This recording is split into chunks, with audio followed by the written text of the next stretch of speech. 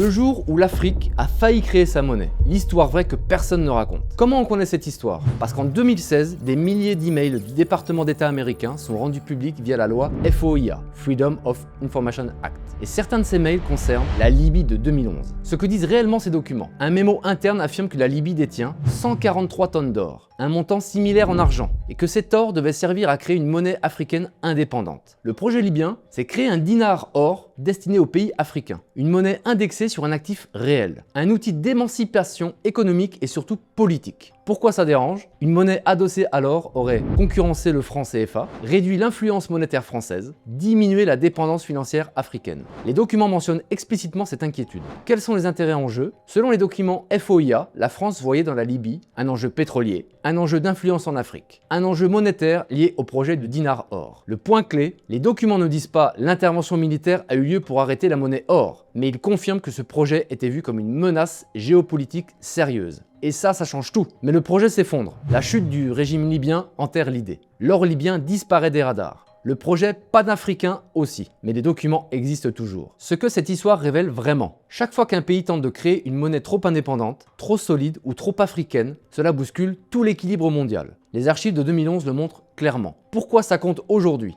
Un dinar or aurait renforcé la souveraineté monétaire du continent, affaibli la dépendance extérieure, modifié la structure du commerce africain. Ce n'était pas qu'un projet libyen, c'était une alternative au système monétaire occidental. Cette histoire montre une chose, la monnaie est du pouvoir. Et quand un continent veut reprendre le sien, le monde entier écoute. Et parfois, il y réagit.